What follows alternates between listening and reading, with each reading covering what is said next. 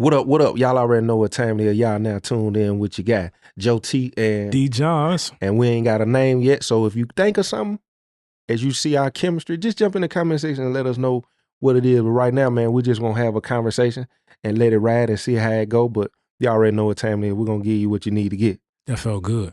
For sure. That felt good to ride shotgun. I parked. We parked. That was We parked right now. I thought about it when you said it. I said, nah, let me do my part. See, bro, I ain't gonna tell you that. I took 2 texts and he was like, nah, B. Nah, I know you do this, but we don't want to do that. We ain't trying to do that. Oh, man. What's good with you, fella? Man, I'm good, man. I'm good. Woke up this morning feeling blessed as always, you know. Got me a run there trying to get my body right, get this exercise going, you know. Pumping a lot of that junk food and doing a lot of stuff, man. We did a scene yesterday and then we had to wrestle. It was like a little, and we wrestled and it was 10 seconds. Now, gasping. Yeah, I said, nah, we can't do that. We can't do that, man. But yeah, so yeah, other than that, man, I'm great, man. What about yourself? Life is good, man. What's up? Life is good. Family as well. My wife had a birthday yesterday. She is 40, man. You know what I mean? 40 years old. I seen that. Yeah, looking great, man. And that's my focus this year, man. I mentioned it. I haven't mentioned it in this setting that my wife went back to work because I came out of work. Not that it was planned, but I came out of corporate. And things got to where they got, and she bit the bullet and went back to work. So I'm trying to bring her home this year. That's what's up. So y'all got to like, share, and subscribe. Run this joint up to the top. Man, for real, run it up. Not because of that, but because of that. But anyway, man, life is good, man. 5 kids, they all woke up today. Y'all might meet one. Yeah. And I say y'all because bro showed up with a guest. Yeah. I don't know if we're gonna talk about that, but I mean, you know, we should have mic'd though. It's not late. It's not. Nah, you good. It's not too late. Get first time pass. Yeah, man. I had to bring back with me, man. I've been she been asking to come, so I called her last minute, but she went on and jumped up and put on her stuff and said she gonna come. So you told you was gonna get something to eat. If she, I see your video. I see your video. I don't want nothing until you got something. That's how it is all the time. For sure. It could be that going out to eat. For sure. She'll know what she want and still be like, give us a minute and get the same thing everywhere we go. Since we own it, because I ain't pull up here, but I'm in the passenger seat, so I'm gonna ride with my boy. Fast food menus haven't really changed much over the last 20 years. Right. And when you order the same thing at any fast food restaurant, not that we promote fast food, you know, it shouldn't come with a discussion. Mm-hmm. So my wife is good for what did it say? Right. The same thing it said when you was 14. Man. Get the double McBurger bacon with the pickles or whatever you're gonna get, and let's rock out. Man, that's so real. Let's rock out. I'm talking about give me the facing. Give me a minute. It's the same thing. We done been here. We got our favorite spots. We come here all the time. Ain't nothing different. They already got it prepared for you. They saw us pulling up. Yeah. They seen us. Nah, for real though, man. That is, man, I'm starting to learn that I don't think a lot of women realize that our genetic makeup is really different. The way they think and the way we think is so different. And I think they think we mind readers because I believe they feel like that because they think we're thinking like them. We're not. Mm-hmm. We far from thinking like the way y'all might be operating. So, yeah, man. I've learned so much about my wife when she's talking to other people. Yeah. That she assumes she said to me. Mm-hmm. Like, no, I just heard you say that to somebody else. Yeah. I just happened to be in earshot. You didn't actually tell me that. Yeah. But, you know, 20 years. We'll be married 20 years on March 27th for this year. That's beautiful. 2025. That's beautiful, so, man. That's beautiful. I mean, at this point. Man. Since we hitting on relationship. You saw it. I did. Okay. I liked it. Okay. Man, kind of hot conversation going around right now about the Tonight's Conversation, the panel, the podcast, Ace Metaphor, who Kitty Rose, a Dallas native, from my understanding, Mojo Jojo, about him. And man, so there's Kitty and Keita. Keita. Yeah.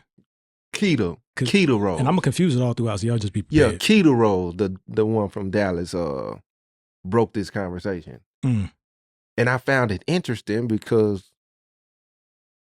I was just having this conversation with bro about something similar. And then and to be honest, I was like, man, I respect anybody hustle what they doing. I ain't knocking what nobody do. So. But at this point in our community, I'm like, those conversations to me are getting a little redundant. And I think a lot of people are being taken advantage of when you having these kinds of conversations, because I don't feel like it's bringing it's making a real impact. It ain't bringing generational wealth. It ain't breaking curses. It ain't really setting people free. Because if it was, we got a lot of these conversations that's already being had on social media. They on TikTok. These same things that all of these relationship gurus are talking about, they on TikTok, they on Instagram, they on Facebook, they on YouTube. So if you really retaining this information, you don't need to be going and having these conversations. But I said all that to say, I like that it got exposed the way that it did, talking about people, because I feel like it kind of broke on the basis of these people ain't who you think they are. And with that being said, why are we putting so much faith in somebody to give us this information or this advice and give their opinion, helping us that's supposed to help us in our relationship, our personal growth, or whatever the case may be? And for one, all of them hypocrites. And for two, at this big old age, when are you going real, like, are you retaining the information and are you applying it? Because if so, why is it that we got people making that kind of money? That's what I want to get to. Why are we making that? How are people making that kind of money off the Black community, off of a conversation? And we in the condition that we in. Yeah. The money is money too. Yeah.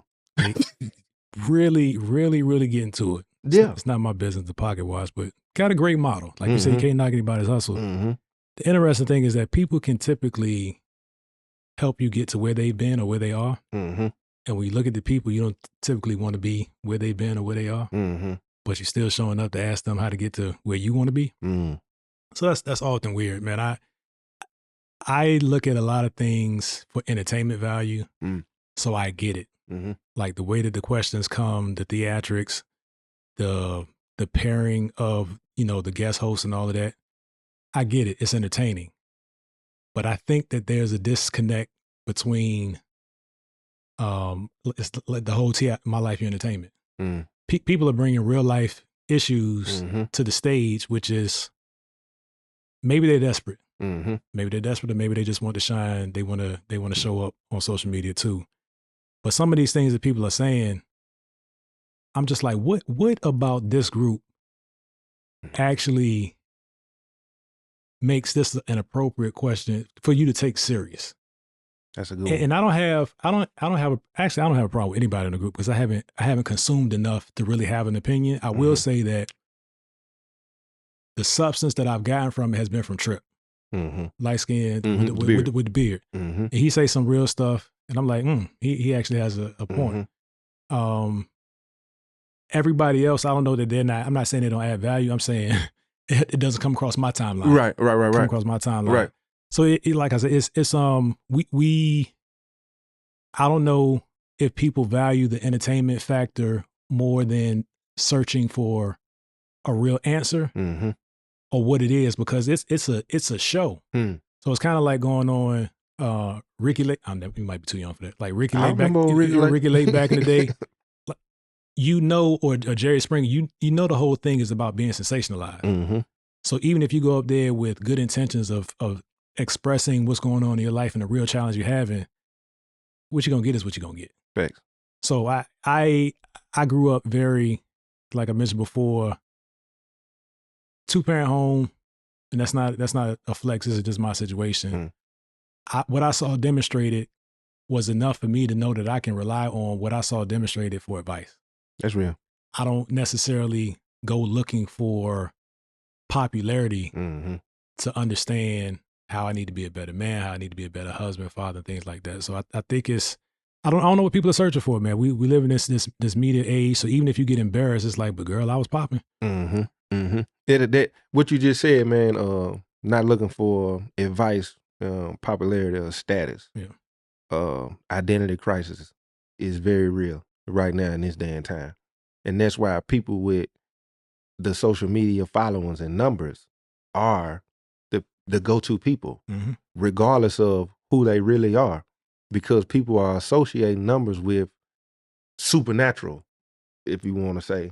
I seen what Keita, she mentioned TC, the comedian from out in Houston, and he was a part of the panel at one point. He ended up losing his page, and he got fired because she was basically explaining, without them numbers, you have no value. You can't get people ear. Wow. To me, when I hear that, I say, you can take advantage and manipulate and take advantage of people based off numbers alone. Yeah. Because you once our people give somebody a voice, listen to me. And when we're in a generation where the lies are truth and the truth is a lie. I ain't knocking nobody hustle, but if I brung up Sexy Red right now, regardless of the message she done push to, I believe, young women, and what it's okay to be and what it's okay to do. If I came out right now and said truth on top of truth on top of truth, there are women who will jump in the comment section right now and say, you can't make me hate her. But when you walk in your room, or when you walk in your daughter's room and she doing Sexy Red dance and she get it sexy, get it. For one, we got a lot of women who think it's cute. They'll smack, laugh, and she couldn't, not understanding you helping mold and shape, going back to, based on popularity and status, you basically give the influence, you allow that influence amongst your home. And our people just don't seem, we don't seem to care. We don't seem to care at all as far as who's our role models. If there's enough people that agree with foolishness wins every time, because you're not the outcast if you're on the side of the wave, right? And I had to start looking at things, and again, it's not being a hypocrite, but it's as I mature through life, my life requires different things of me. So even things that I used to listen to before I became a parent that didn't necessarily have anything to do with degrading women put me in a mind space that is not that doesn't help me in the space I'm in now. So I, like I said before, huge Jay-Z fan. Rap front to back. Can't do it so much anymore now because I can't afford for that to be the continuous influence in my life for what life requires of me right now. So to the extent that I'm not so naive to think that my children won't listen to certain things because they don't hear me listen to certain things, I have to, number one, be of a sound mind to be able to address it. And I can't be hypocritical to them talking about why it's not good if I'm still listening to it. Facts. So that Sexy Red playing in my daughter's room, number one, door coming off hinges. Amen. Door coming off hinges might cut the electricity, well, whatever. Yeah. However you powering that source, we're going to get rid of that. And I don't think it's funny, right? I don't think it's funny to over-sexualize women, period. Though there was a time when I enjoyed it. My life is different now, requires different things of me. To have an 11-year-old daughter that could probably pass as a 13, 14-year-old, I got to be conscious of that.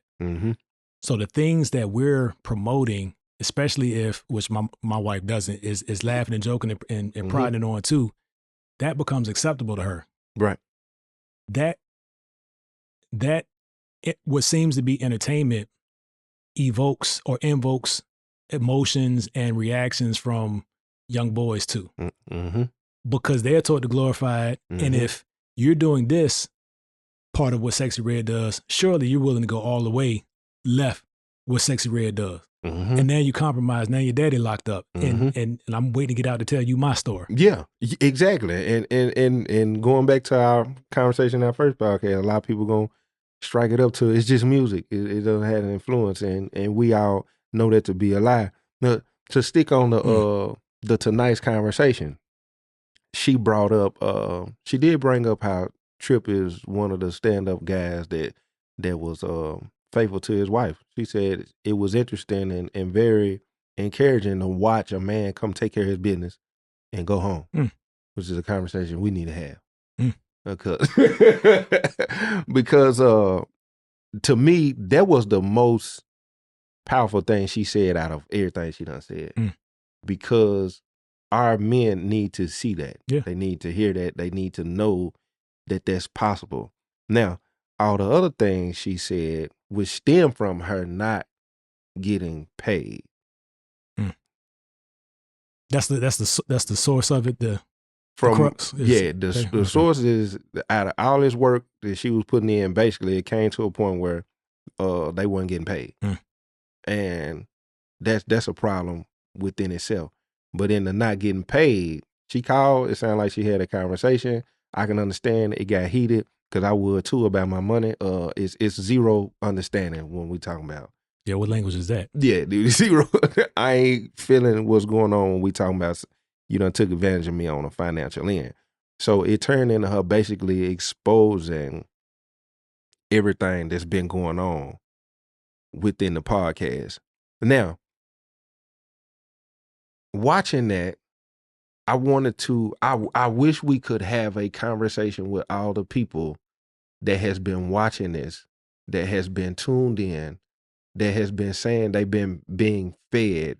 I wonder what is their reaction and how do they feel watching the people that you were basically going to get fed from are not even who you expected them to be. That's like the proud vegan that only eats Oreos. Oreos are vegan. They're not good for you. You just consuming. You're proud to say you're associated with this thing, but you're not actually healthy in it. So you like being attached to this platform because it's popular, but there's not much healthy coming out of it. That's idolatry, ain't it? In a form, you kind of idolizing based on the status of, and just turning a blind eye. And you have a biased lens. Don't worship people. My daddy told me. Don't worship people. Then that's really what it boiled down to. Yeah. Yeah. Yeah, because it's because I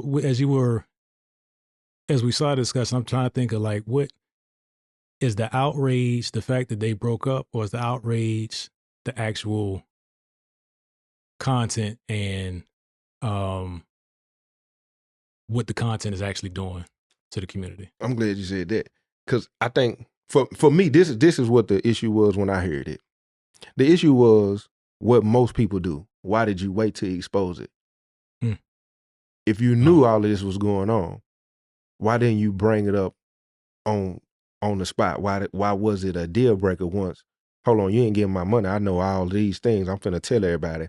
Versus now on an integrity end, I would have been disassociated myself with what I know is not what people think really is.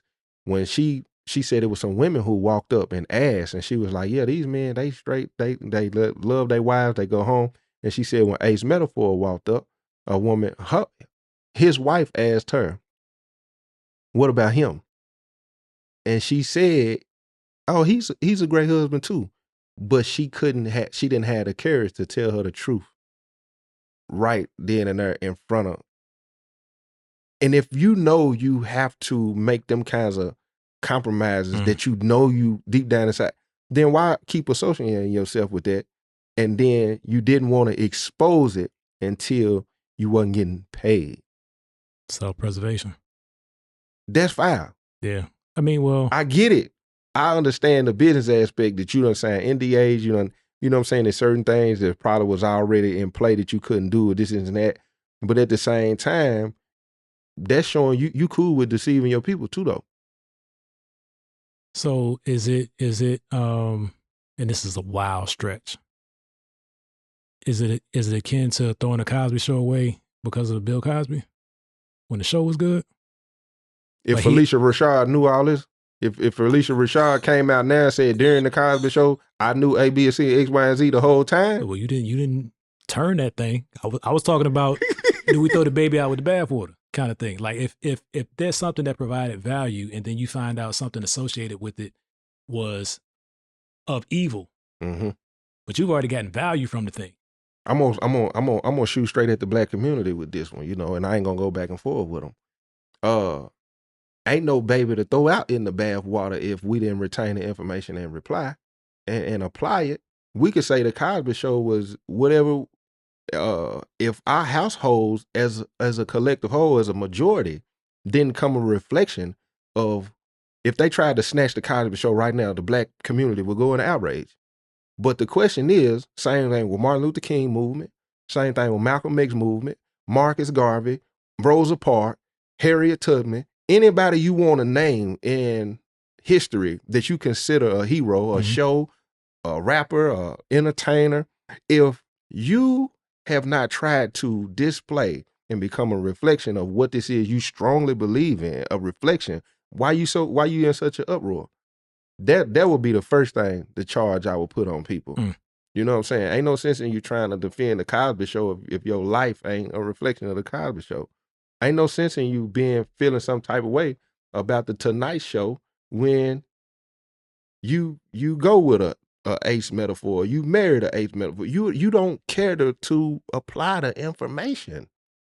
Right now, with the Trump situation, when he came out and black folks thought he was getting rid of the equal when it came to the job thing and the DEI thing, and they had it misconstrued as to what it really was. You went in an uproar. Uproar for what? You ain't tried to become better or put yourself in a different position. You just continue to want these handouts. You continue to want these handouts. You continue. That'll be the first thing I would have to say.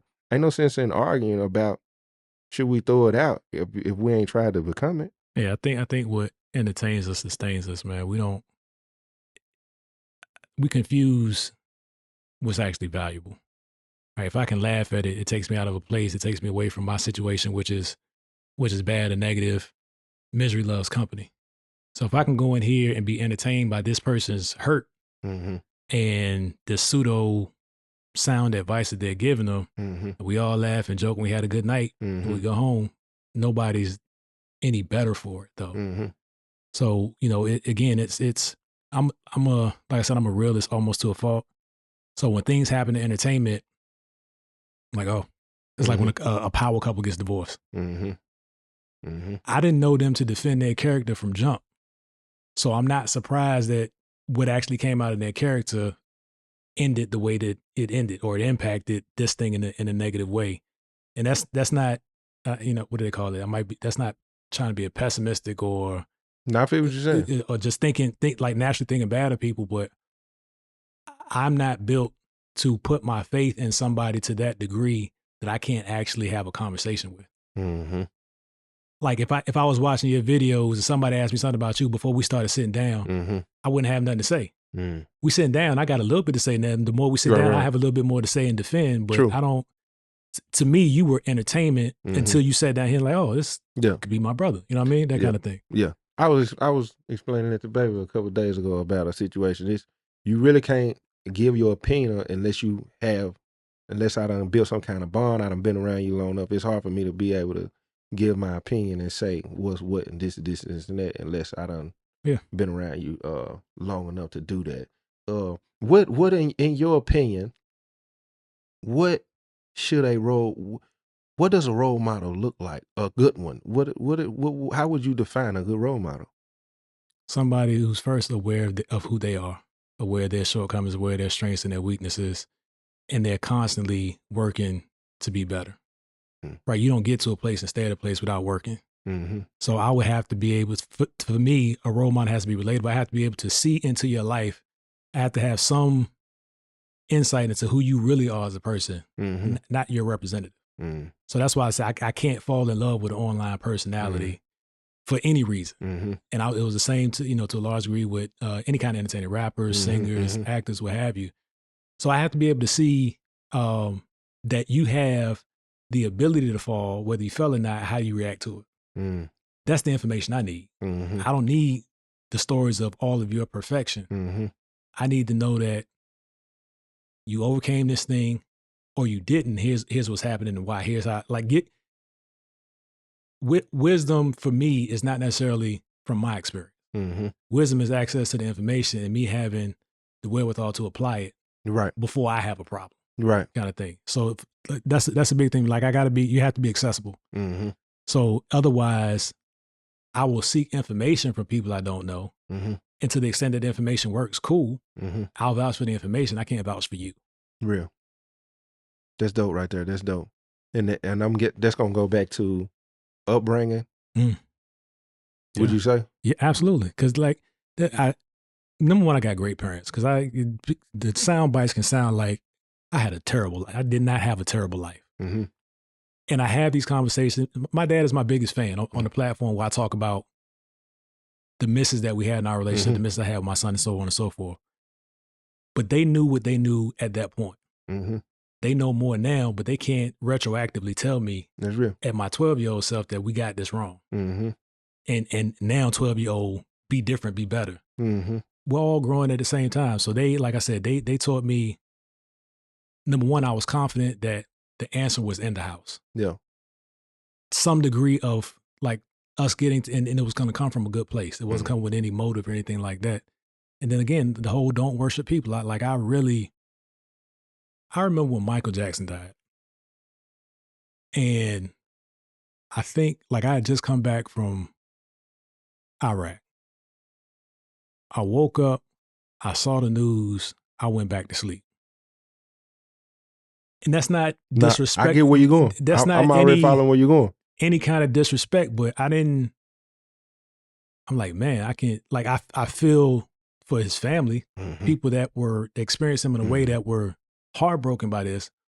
But I couldn't understand, I could never understand how you get that close to a person that you've never been close to. It's no different than people who get excited that it's a celebrity birthday. It's no disrespect, but it just didn't excite me. Like, what? You don't even cherish your own people like that. My boy, happy birthday, my boy. Yeah. What would you say? Because it's intriguing to hear you say that, because I don't feel like I had role models. I don't feel like I had them go-to people. I don't feel like I had that kind of wisdom around me that eventually seeds that were planted started to flourish into what I couldn't understand then. Yeah.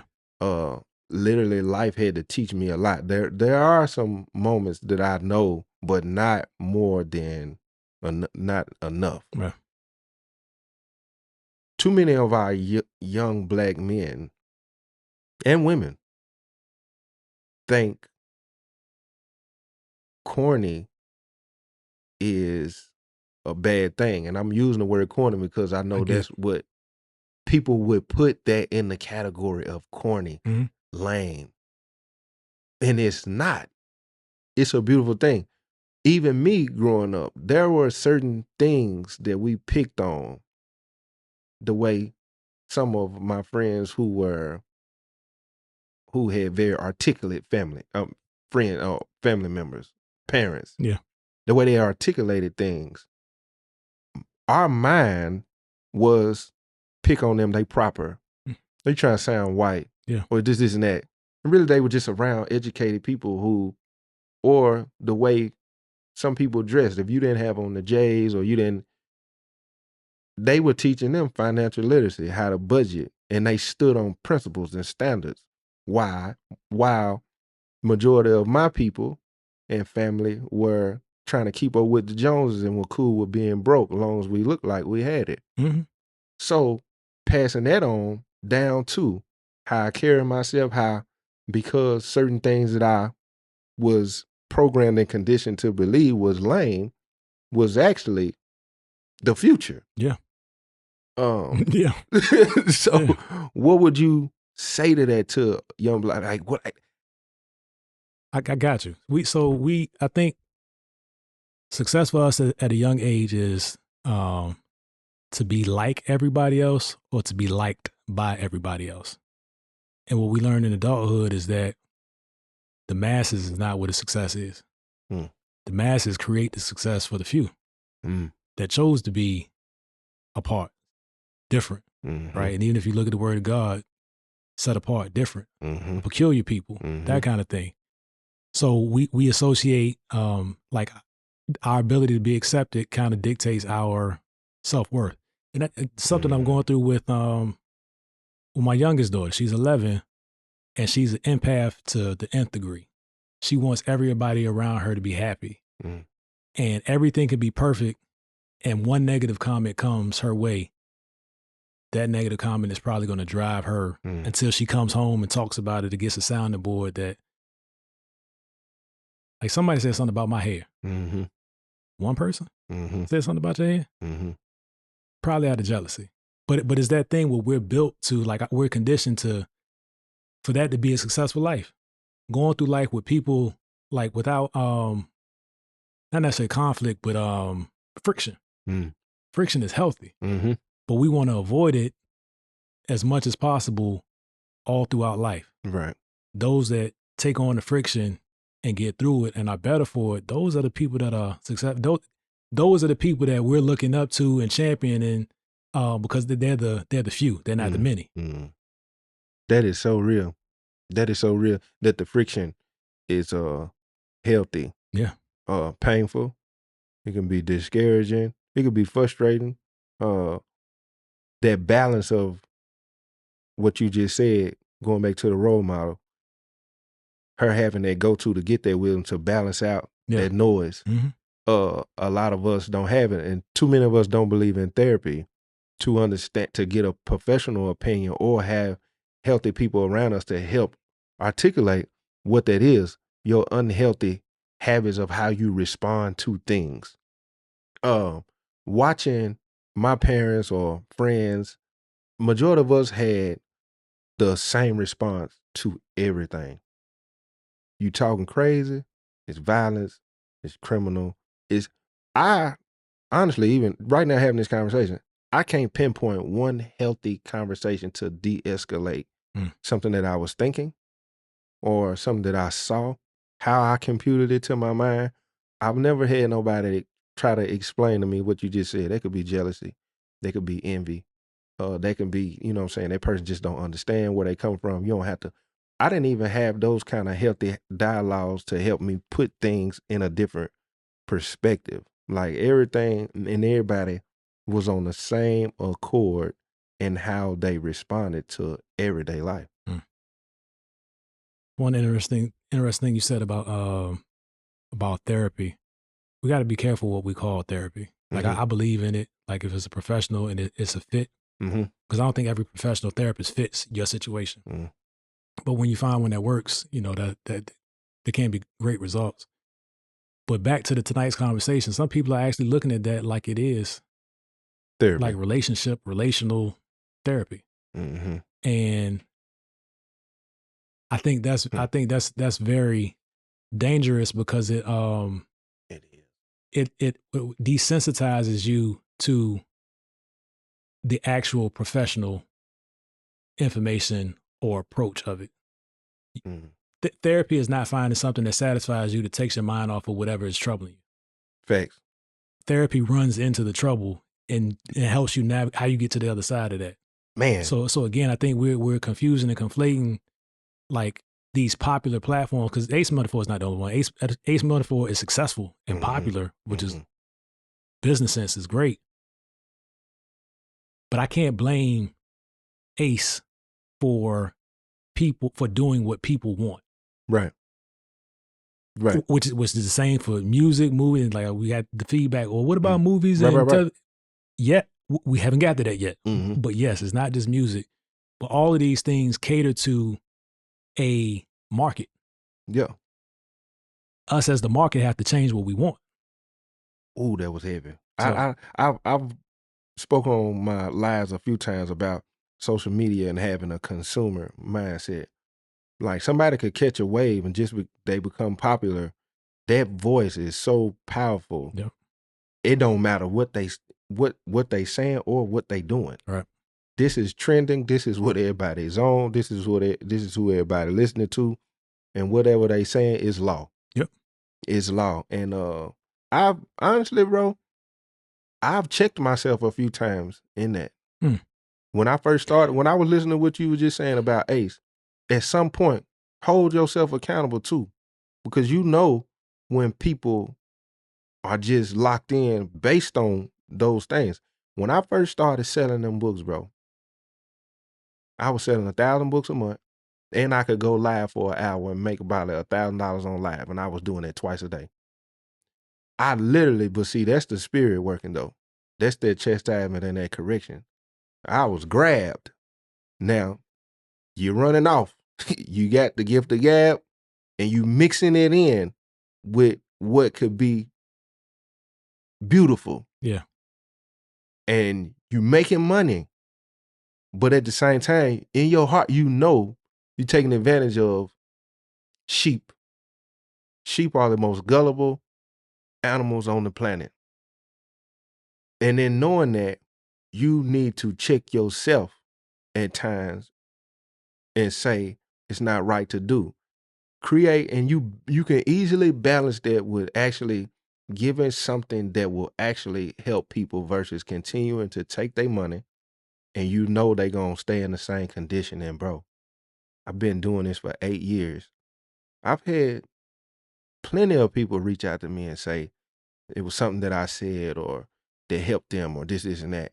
But it has become, that's why I said now I want to be more accessible to people. Yeah. Because I be wondering, other than my words that may have got you through the day or change it, what can I do to actually impact your life? All right, so that sounded great, so eloquently laid out. But let's be real. Mm-hmm. Like, how do you avoid the God complex? Because it has to be a rush. I know the rush I get when you collaborate with me and 15 people like my post. I'm like, ooh, I'm up. But to have that kind, it's more than 15 people. I feel you. Especially if you like it, share and subscribe. To have that kind of command of people's attention and their intention, how do you avoid that being like drifting into the God complex?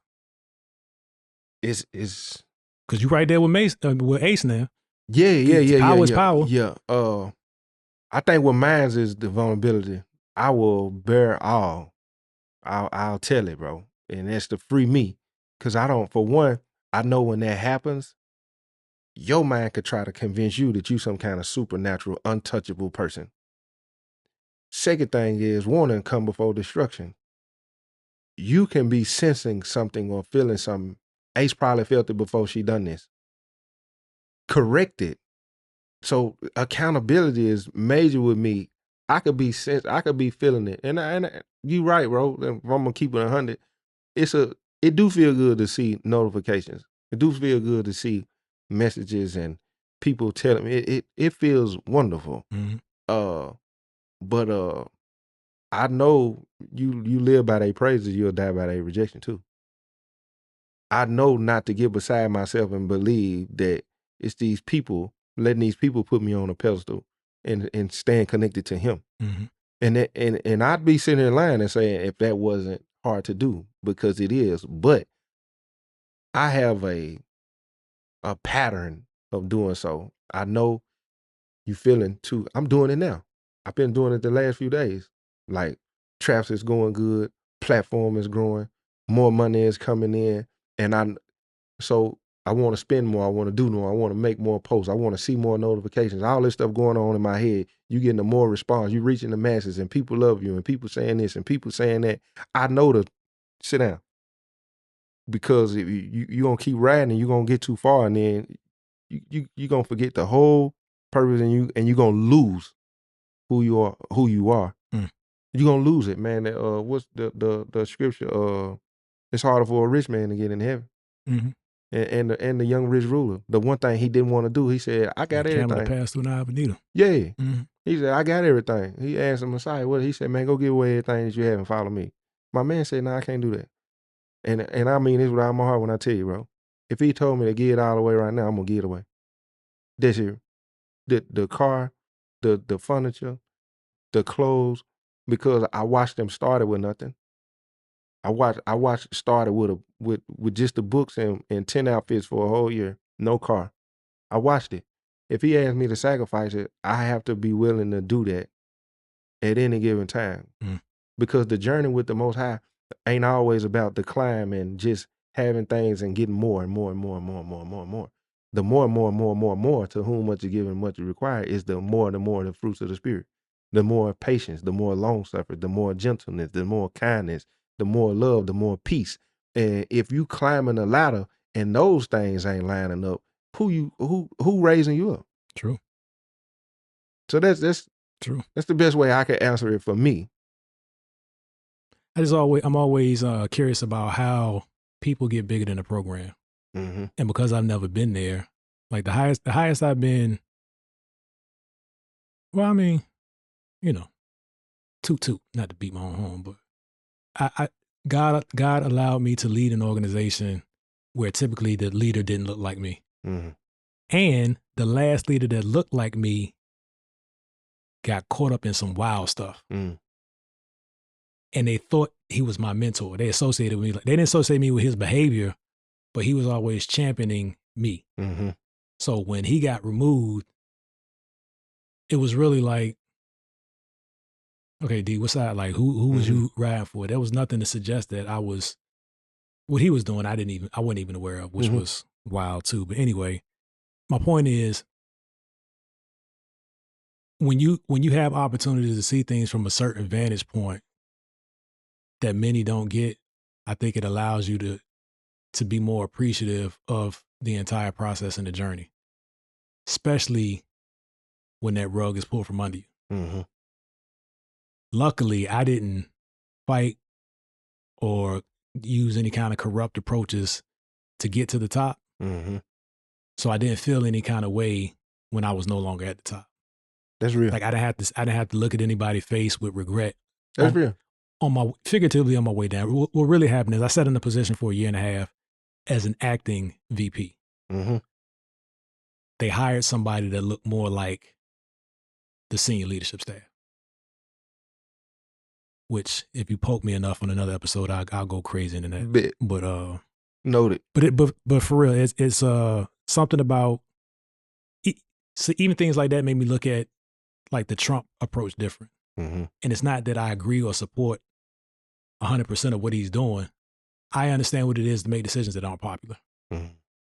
When you come in and the CEO says, I need your $1 million budget reduction through people by Friday. Mm-hmm. These are people that you look at every day. You know, they got families. They know, isn't that, you know, you're not getting let go, at least not right now, because if you're in the conversation, you're probably not letting go. Right. But you're making these decisions. Like, that's a very real and heavy thing. And if you're human, if you stay human, that stays heavy. When you lose the human, you move into the God complex. Now you think that you're wielding that power. That's the thing. It got like that, bro. It most definitely got like that, and it wasn't hard to turn off, especially coming from never having that kind of legal money. I wanted to just keep going and going and going, but I could already see ahead what they look like. Yeah, I could already, and it ain't enough of us that'll make that sacrifice, and I find that amazing. I'm gonna tell you why, because you had the money. That was the conversation I had with myself 100 times. You have it now. It's the Proverbs, I can't remember it verbatim, but it's basically talking about how never being satisfied. You prayed for a financial blessing. If you give me the 20, I'm going to do A, B, and C. He gets you the 20 because you mismanaging your funds. Now, all the things that you accumulate look like the same when you was making 10. Because now your expenses done went up. You went and got a more expensive car, more the insurance on it costs more. Yep. You stopped buying just regular clothes. You started getting designer. Your bill got high on your clothes, and then so that 20 look the same as the 10. So now you feel like now your prayer get back to, I just need 50, and you can repeat that process, and you end up in that same cycle. My first year, I remember catching myself and saying, you keep moving the goalposts. You keep saying, and the ungrateful part of it was he kept doing it. So at what point do I hold myself accountable and say, man, and I think more of us need to do that. If more of us done that, we could have more unity and we could have more within our community as far as resources. Because at the point you making $500,000 and you're in a position, you can get the loans, you can get the property, you could get the land, you could get, and then on top of that, your networking is looking access to people and information. It's completely and resources. Different. So why allow that greed to consume you to that point when you can allow that to flow down to everybody to put everybody in a similar position? It just don't work like it do it. Because it's my turn. It's too simple. It's my turn. It's too much like right. It's my turn. The person you was envying had a turn. The person before them you was envying had a turn. The person they was envying had a turn. That's how we look at it.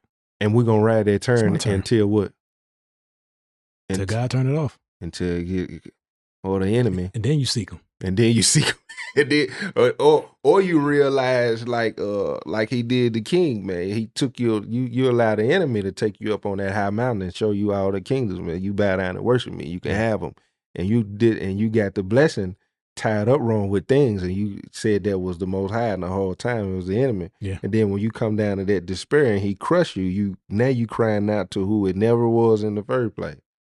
That's something we gotta talk about is how the devil blesses too. Man, listen, this is what most people need to keep in mind. The devil blessing you is coming with things. Yeah, that evoke an emotion that are particular to what you want, to what you care about, what you lust after. It's not to grow you. It's them things that you never thought you could have. That you probably never should have. Oh, he gonna grow you. Get that. Get that. He gonna grow you. He gonna grow you, man. And man, I don't put a charge on y'all, man. If you watching this, like my man said, man, like, share, and subscribe. Drop your opinion in the comment section, because a lot of people, I know you watch, but the comment and the interaction and impression, it helps. So that's a plus. Even if you just put a peace sign in the comment section to let us know you was here, or just saying salute, or keep going. Every little thing matter. Every little thing count. And if you agree, just say you agree. If not, say you disagree. Say why, or give us your opinion. We'll come back and answer questions. Drop your questions in the comment section. If you got some questions or something, we can come back and run it that way too. This was a quick commercial break, me please. Talk. Yeah. I didn't know if you was in it. I was like, I'm in the passenger seat. It was just a quick my seat back. So yeah, okay, then I'm gonna wrap it up with asking a question. In all honesty, there's a lot of us in the community having great conversation about building and coming together. Can you see it happening? Why and why not? I think it will happen in pockets. I think it'll happen in pockets. I don't know that some of us aren't able to identify with success, and life experiences have suggested that success is bad because you've never experienced it. So anybody else is experiencing it must be evil. They must be sold their soul, or what have you. A lot of us don't believe we can actually have abundance. And that's something that I like this whole journey with me coming out of corporate life was super comfortable. I worked hard, but I knew every other Friday it was enough to keep me going a few more Fridays, right? Then them Fridays stopped, and I was like, okay, I got a stash. And I was like, I was comfortable, but I wasn't taking action. And that money goes. And when I don't know if it's worse to have access to a lifestyle that you can no longer have, or only to desire a lifestyle that you can never get. I don't know which is worse. But once you tasted it and you know what's possible, the value in that is it helps you think different, because if it happened once, it can happen again. Facts. For those that it's never happened once for, I think that's the challenge of like that belief level. Even like you said, that circle of like you couldn't recall positive words being spoken in terms of like de-escalating the situation. Like some people's whole experience with money is we just don't have it. and that's life. And we start to call it, but we had fun. Yeah. And I'm not making light of it. Because I listen to the story from my parents, like with me and my sister, first generation out the hood. My dad told us all the time about how they didn't know they were poor because everything around them looked the same. Like for Christmas, they might get an apple and a banana. Yeah. And they were excited about it. Like the life I lived, I couldn't even imagine like I was probably so ungrateful. I'd be like, why would you even do that? Yeah. But that's the difference that changed in the generation. Not that I'm condoning being ungrateful, because I don't allow that in my house. But the point is, what the conversation is for 40 years, typically is less likely to be undone in 2 years if you've had 40 years of it. That's real. That's real. I can dig that. I can dig that. But you're passionate about that. Why are you so like? That's been a theme on your lives, sitting at this table. Like we don't know how to farm. We don't have no land. We don't like what is the deal with you in that? He showed it to me. I seen it. I got a revelation when around the time when COVID hit, and I couldn't shake it. And we're going on what 4 or 5 years since COVID. 20. Yep.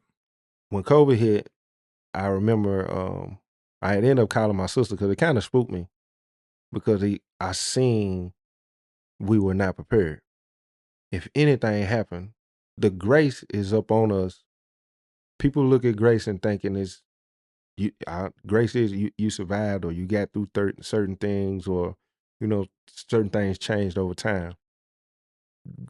Grace in dealing with what I'm seeing is kind of scary because he only allowing us to get by and relying on the government still or each other or whatever the case may be is because we won't turn on the switch and understand that the power is within us to actually become what we're dependent on. And when I started seeing that during COVID, even though I feel like there was a transference of wealth that happened that a lot of us could not understand, so we blew the money. I also saw that churches that people been tithing to all their life, they could not go and get a stimulus from. You had to wait on the government. You've been at your church 10, 20, 30 years, and it cannot sustain its members if something chaotic happened to that extent. There was no land, which means no fruits and vegetables to feed their people if they quit shipping it or quit growing it here. And when I started seeing that, it kind of spooked me, not knowing how to fish, not knowing how to hunt, not knowing how to have real survival tactics if the Most High chose to say, let me show you what that looks like if the government say he don't want to give it to you. Let me show you what they look like if you surrounded by people that don't know how to do this. Let me show you what real panic would look like if you don't move and get in position. And it spooked me. And so it still be on me. And a lot of times, I'm talking to people, I'm talking to myself, because I'm also trying to grasp what this is I feel and what I see without knowing exactly what to do. So that's why it's been so heavy on me. And I see there is a time coming when if we don't prepare, it will shock a lot of us in what's going to happen. Yeah. And we'll just be sitting and waiting for help when the truth is he's telling us that you're going to have to help yourself and when that time hit. That hit home because my father to this day has a garden in his backyard. Greens, tomatoes, potatoes, peppers, corn. Man. Bunch of stuff. But I don't. And I don't out of resentment because when I was young, I used to have to he had a much bigger garden that I'd have to go and till and pull weeds and things like that. And I was like, man, I'd never. Yeah. About to lose it. About to lose a generational gift. Always talking about the curses, but a generational gift and a lesson. What? That could sustain us, that's going to be needed to sustain us because I wanted a more comfortable life for my family. bro. So I heard you, God. Heard you. And with that being said, man, it's a blessing, bro. That's all I got, man. That's how you can wrap it. I don't even know what to say to end it. Defaults, we appreciate you guys. God bless you. Peace.